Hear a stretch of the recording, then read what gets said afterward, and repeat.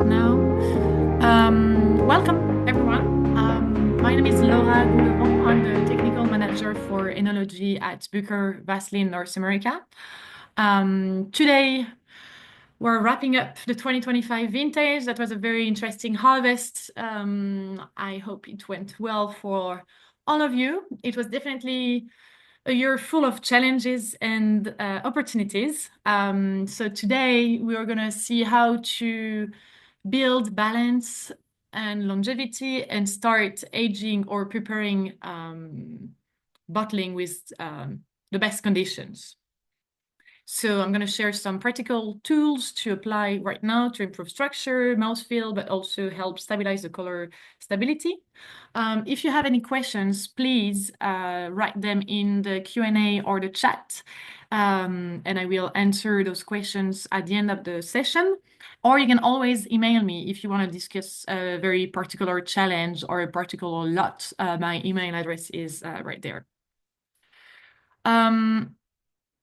But first of all, I would like to introduce you to Bucher Vaseline North America. So as you probably know, we provide winemaking equipment such as optical sorters, destemmers.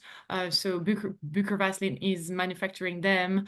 Also presses, vertical, horizontal presses, pumps, filtration and gas management. We also here in North America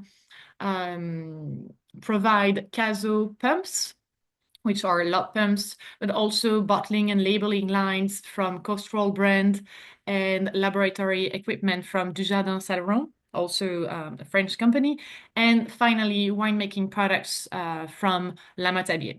So we'll zoom today on the products that could help you to start aging better. So just so you know, La Matabier was founded in 1878. It was the first enological product company. So it's almost 150 years of winemaking knowledge and trials and experimentation and scientific data. So today we're going to talk about the 2025 vintage overview. We definitely had some different challenges. So this vintage and this year brought a lot of different weather challenges. We had in some areas some spring frost, some summer heat waves in some areas, even storms, and also even hail in some vineyards. That was pretty impactful. For example, part of California and Oregon dealt with drought and water stress, which is gonna be probably the case every year. But this year, Oregon had one of its hottest seasons, which compressed the growing cycle and pushed an early harvest compared to California that actually stayed milder, giving good phenolic development, but slightly delayed harvest. So these conditions lead to many wineries that saw heterogeneous ripeness, some green characters, some phenolic imbalance, and weaker structure. So we're going to address this. We're going to see how to rebalance these wines that have like harsh tannins or that are a little imbalance. We also saw some wine that had a weaker structure. So we're going to see how to rebuild structure and make sure your color is stable and intense from the beginning. And because in some cooler areas and because of some rain episodes, we saw a higher botrytis pressure and rot in some areas. So I'm going to also focus on what to do when you had botrytis on your grapes. We're going to see the different impacts and how to avoid some issues related to botrytis. And then finally, I'm going to talk a little bit about how to protect your wines before aging and during aging against oxidation and microbial spoilage.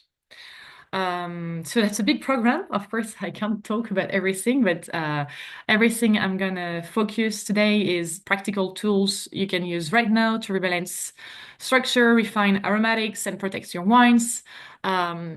it applies for reds, but also for rosé and white wines. All the information I'm gonna talk about.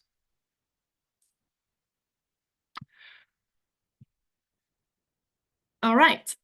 So first of all, I would like to talk about fining agents. So why does fining before aging matter?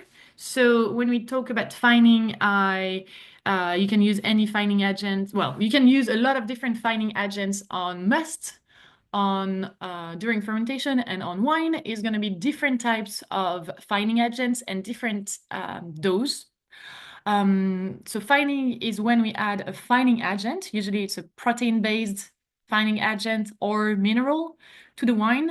So it binds with unwanted compounds such as harsh tannins, green phenolics, haze particles, or even off aromas. So then these complexes flocculate, then they settle, and then we rack off the clean wine. So fining is not about stripping a wine, but when it's bench tested and correctly dosed, it actually helps with um, stylistic precision, preparing for aging. It also reduces defaults, and you create a clean matrix. So we're going to see that on the next slide, but it does help to clarify your wine, but also reduce the microbial load. You can reduce phenolics. As you can see on this graph, there is a comparison between a wine that was not fined versus wine fined with green fine must, which is our pure pea protein. So you can see that it removed a lot of phenolic compounds, but also phenolic compounds that are easy to oxidize or oxidized phenolic compounds. And being able to remove these compounds will help to first soften the tannins because you're removing some like harsh and green tannins. It improved the aging potential because you remove some potential molecules that can oxidize your wine and remove precursors of oxidation. So then it protects your color, avoiding some browning and some color precipitation, and also it protects your aromas. It also does help to improve the stability, as I told you, like prevent browning, prevent color precipitation. It does help protein stability and reduce the oxygen sensitivity. It does clean the mouthfeel. You definitely have brighter aromatics when using the right fining agent. The wine feels a little bit more fruity, fresher, cleaner. And in terms of operational benefits, you get a better filterability and a lower lees, like you have a better compaction of lees. So then you lose less wine over a racking. So let's talk about just how to start with a cleaner, more precise foundation. Um, Racking off the heavy lees after primary fermentation or malolactic fermentation is actually very important because first it does clean your wine, but also you're removing a lot of microorganisms. But we can see that adding a fining agent before your first racking is actually even more efficient. So on this Petri dishes, so the first Petri dish, you can see that there is a a large amount of Brettanomyces. So this is the wine racked off without the fining agent. So this is definitely not the lees, but the wine that stays in the tank, compared to the same wine that you fine with a protein-based fining and then you rack off the lees. You can see that there is a very, very lower population of Brettanomyces, but that applies to a lot of different microorganisms. So fining a wine before doing the big racking is not only useful for cleaning and reducing some phenolics or like off aromas, but also it does help to lower the microbial load. So then after you are able to add less SO2 or less ketosane for the same efficiency. And also you ensure that your SO2 will combine and bind less. So it does enhance the effectiveness of your antimicrobial treatment. So here it's another trial we've been doing, comparing Kilbreth, which is pure ketosane, to just doing no addition of Kilbreth. So you can see just that here in this case, just 4 grams per hectoliters permitted to erase and decrease and kill the total amount of microorganisms. So it's about precision and also helping you to add less SO2 or antimicrobial products. So your free SO2 is more stable and your total SO2 can be a little bit lower over the aging. So then I would like to do a focus on pea protein. So pea protein is a very good tool to reduce grain characters, harsh tannins, and bitterness, but it, it actually has a lot of different uh, impacts. So the pea protein has been approved by the TTB a few years ago, 2, 3 years ago, but it's largely used in Europe. It's been 15 years. So this is a product we know very well. We were developing this product 15 years ago, and now we have a pretty good idea of what it does, and that it's not only a good alternative to animal products, it's just a very good product by itself. So here we have the comparison on a Pinot Noir, the control not find compared to Green Fine Nature, which is a blend of pea protein, yeast derivatives, calcium bentonite, and ketone glucan. So you can see that it decreases it really decreased the astringency and the bitterness. So the wine is perceived as having a better volume, longer in the palate, and a better aromatic intensity. So the Green Fine range is our pea protein fining agents range. We have different types of fining agents.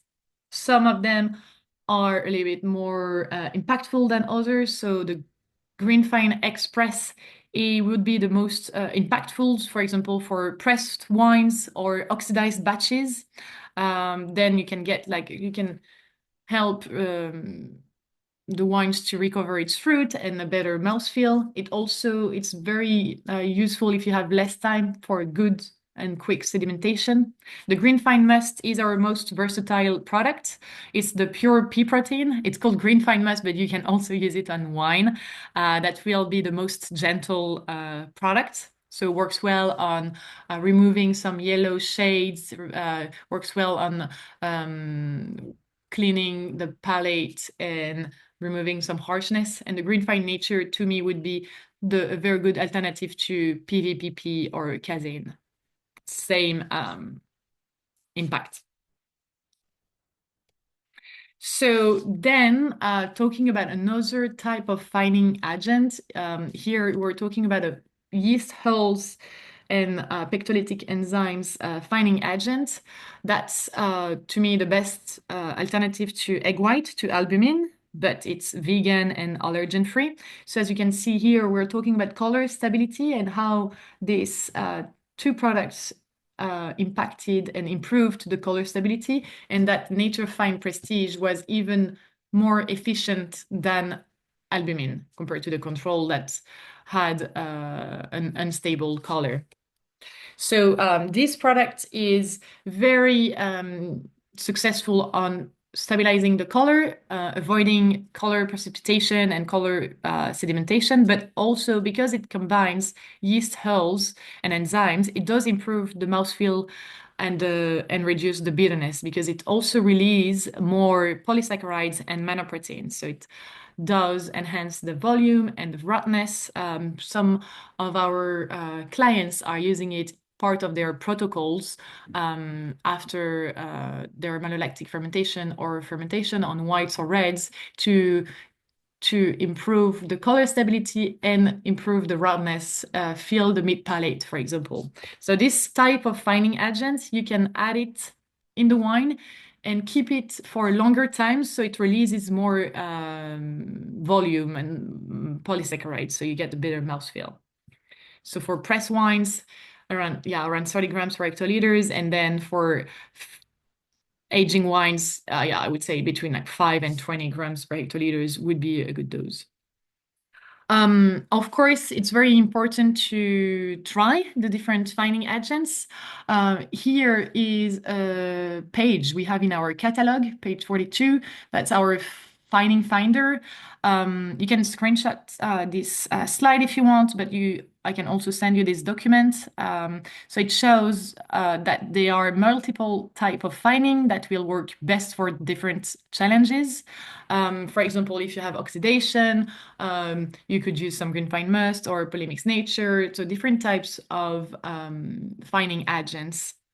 But the most important is to do a bench trial to compare different dose or different products, because usually it really depends on the wine, and tasting is the best way to measure the efficiency of a fining. So yeah, let me know if you need any samples or if you're interested in some products.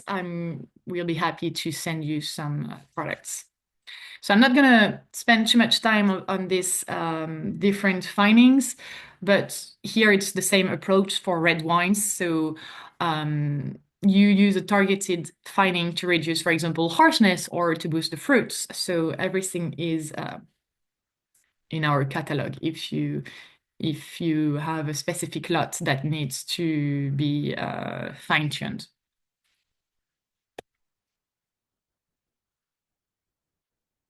So once we corrected harshness, we were able to clean a little bit the wine or removed some phenolic compounds that you didn't want. Sometimes it's also time to rebuild the structure, especially at the beginning of aging. So there are different tools that can work together to boost mouthfeel, but also stabilize the color and just harmonize the wine components. Within these different tools, we have tannins.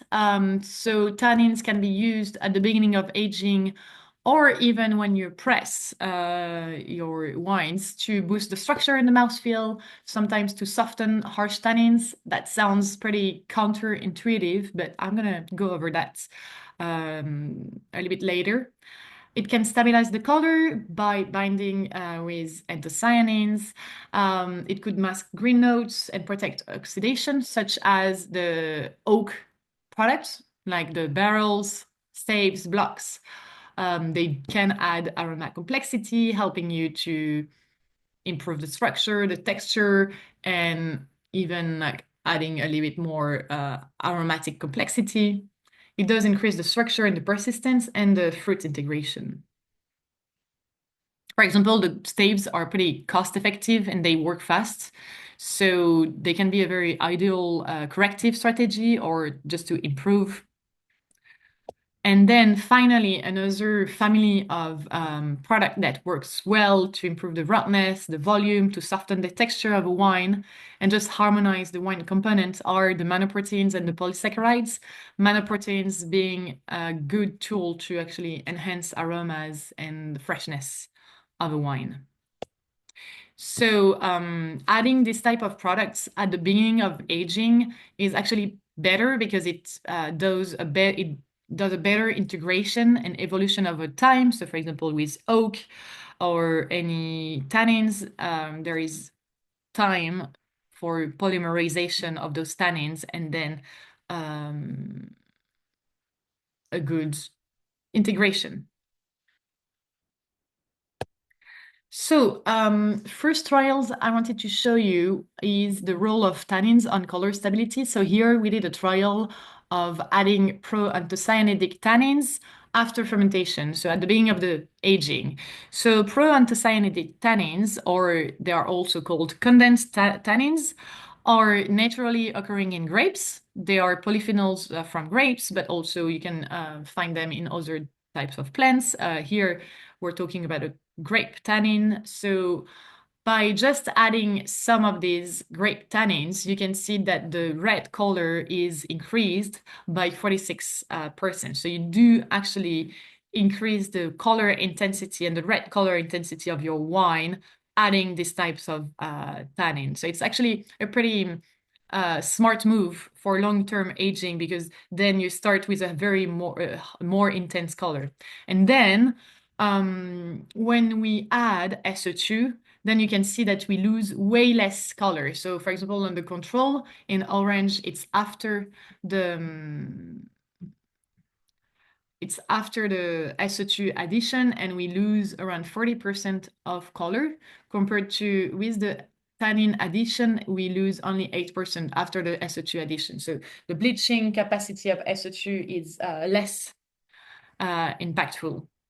So sometimes using this type of product, it's just adding more grape tannins to a wine that was a little bit unbalanced, or just some wines that were not extracted enough, or the tannins were not ripe enough, or the wine was just too astringent. So that can be a pretty good option for color stability, but also mouthfeel. So same tannin here. This grape tannin is called Vinitan Advance. So here we are looking at the impact of adding tannins to the astringency perception. It is pretty counterintuitive to see that adding tannins reduce the astringency, the harshness perception, but it does. So here is the SPI, so that's the saliva protein index. So this is how your saliva will react with the wine. So adding 5 grams per hectoliters of the grape tannin reduce the harshness perception by 35%. And when you add 10 grams per hectoliters, it reduces it by 47%. So it does not only stabilize the color, but it also improves the mouthfeel. So Vinitan Advance is 100% grape tannins. So it's actually adding more grape tannins to a wine. It's very unique. It works with any types of wines, so whites, rosé, sparkling, and reds. Of course, you want to change the dose for each type of wine. It's highly concentrated in oligomers too, which makes it very antioxidant, and it's low in acid phenols, so it's not going to contribute to volatile phenol precursors that leads to breath aromas. So then, if you use it in early aging, it will help to improve the color stability and enhance the phenolic potential. So then your wine will be more structured and will be easier to age. So you're actually improving the aging potential and also decreasing the astringency. So pretty interesting. So for these 2025 reds, a tip that worked very well was to add 10 grams per hectoliter during pressing, or during racking at the beginning of aging, just to support the balance and support the wine aging potential.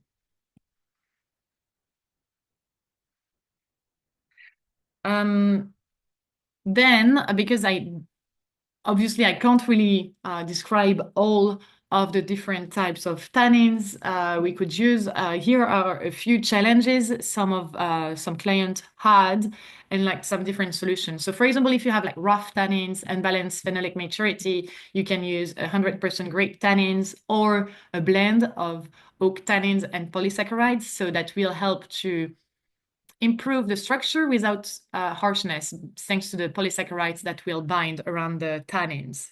So that could be a good method to rebalance your wine and improve the maturity perception of the wine. If you really want to focus on color stabilization and aging capacity, then the Vinitan Advance would be the best option. For overall structure, any types of tannins between oak tannins and polysaccharides, or grape tannins or untoasted oak tannin could work. The soft tan finition will definitely add more volume perception, more sweetness perception. And then if you want to boost fruit expression, the Vinitan Advance or the Tannin Sense Volume works well. Even before bottling, I'm using a lot the Vinitan Advance in some red wine, and the result is really interesting, especially, for example, on Pinot Noir. Adding a few grams of Vinitan Advance really boosts the density and the red fruit of the wine, and it's very nice. Also on Cabernet, I've tasted recently very amazing results.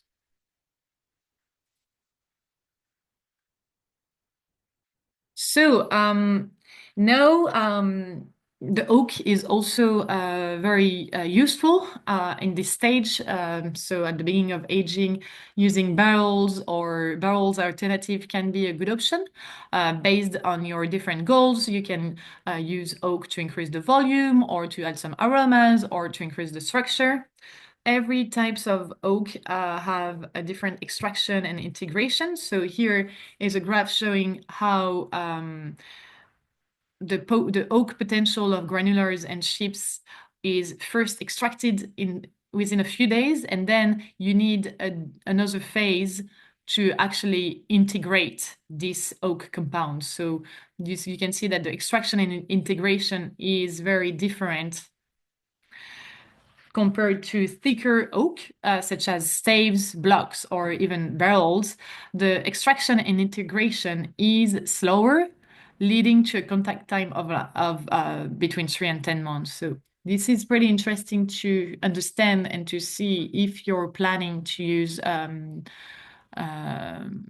barrels alternatives, because different oak shapes have different applications and it will take a different time. So for chips, the contact time for full extraction and integration is 2 months, 3 months for oak spheres. So we have these oak spheres that can be added in the bond of barrels to refresh some barrels or to increase the impact of the barrels. For example, if you have used barrel, but you really still need to increase the volume and the redox potential of your wine, you can use this type of spheres, oak spheres.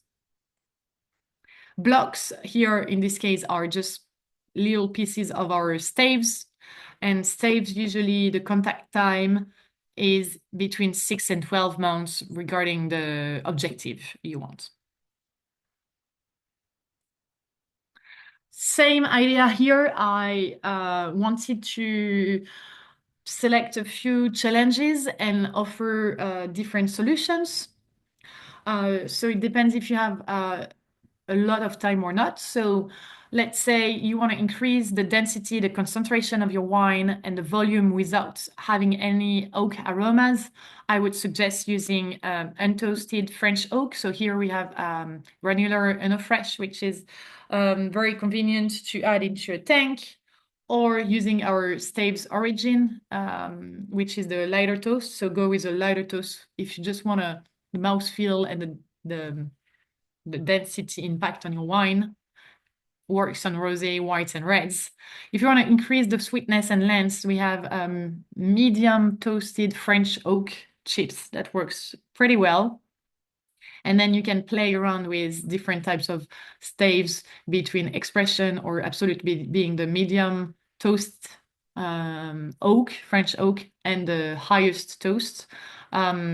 This is pretty gentle in terms of toasting because our staves are heated by convection and then toasted by infrared, so that from the center you will also get a lot of good additions thanks to these staves. And then, for example, if you want to reduce the perception of green characters and boost the fruit, then you can go with more, maybe a blend of American oak and French oak, light to medium toasted, to actually get a little bit more sweetness perception, or do a blend of untoasted and medium toasted staves. So we also have a decision-making tool.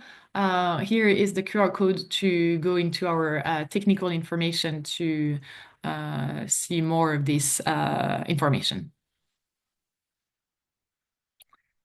And then lastly, last challenge I wanted to address was botrytis. So we saw a lot of different places in different vineyards in North America that had some botrytis.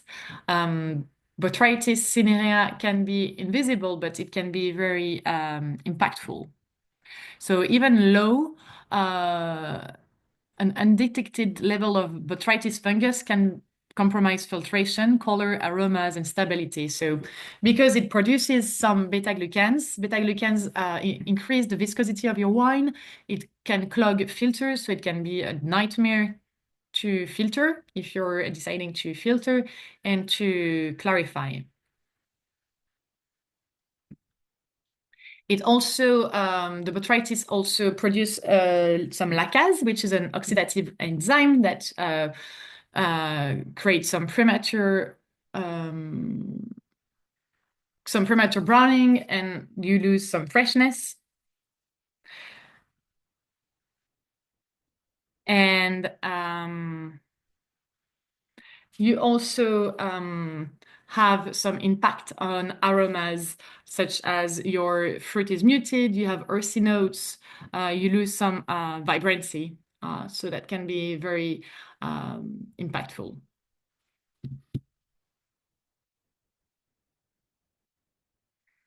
So these kind of issues can even happen a few months later. So you're not actually tasting this earthy notes, muted or moldy aromas. It's actually can appear months later, not during the fermentation. So this is why it's very important to anticipate and to make sure you remove all these oxidation issues or protect your wine better, or use targeted enzymes such as beta-glucanase to actually start to remove totally the beta-glucans in your wine. So then your wine is more easy to clarify, it's cleaner, and it won't affect any filtration.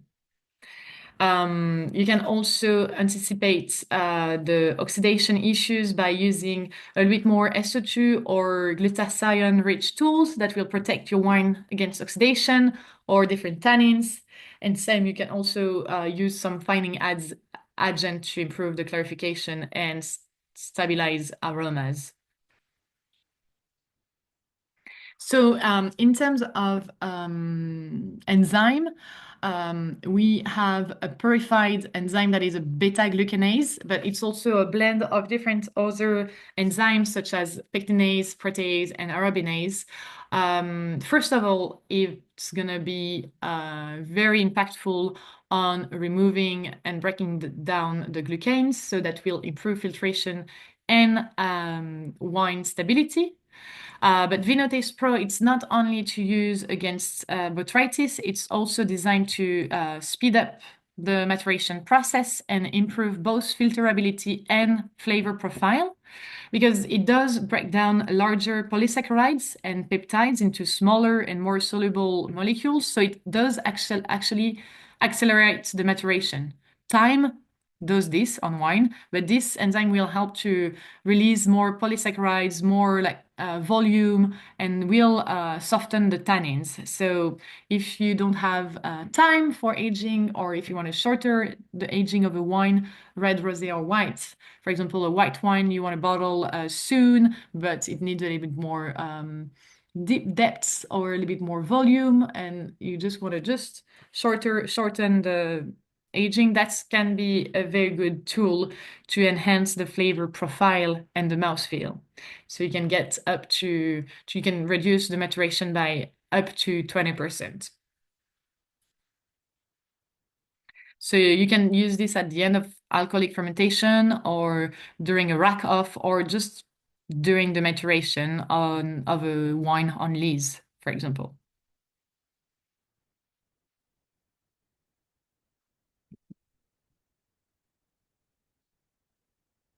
So to sum up, so as we talked about different challenges and how to address some of the problems or issues you were facing, here I just want to show you this last slide about how to just start aging peacefully. So these are tools you can use for any types of wine, but it's just different solutions to prevent microbial spoilage. So ketosane is a very good tool to avoid any microbial issues, any Brett or VA increase.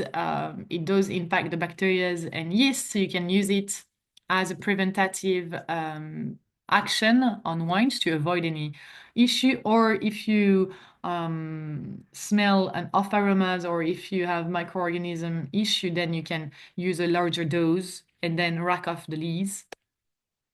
SO2 tablets are easy to use. They have a precise dosage. It's very quick and easy to use. Then another product to preserve your wine against oxidation and keep your wines more aromatic for a longer time, and also that will help to have a more stable free SO2 and will help you to do lower dose of SO2. Aroma Protect is a good solution. It's very rich in glutathione, so it has a huge resistance against oxidation. So I suggest using 5 grams per hectoliters every time you do a transfer, just to protect your wine. And at the beginning of aging, adding a dose of around 20 grams per hectoliters. Then another highly reactive product against oxidation is oak tannins. So here is the tannin times volume. It's very helpful to rebalance the redox potential and to scavenge oxygen radicals. So you can use it at every movement, or at the beginning of aging, or even before bottling. Nature Fine Prestige to stabilize the color. This is the product I was also talking about that works well to remove some oxidation potential and improve the mouthfeel. And then finally, the Vinitan Advance to stabilize the color and prepare your wine for aging by also lifting the varietal character.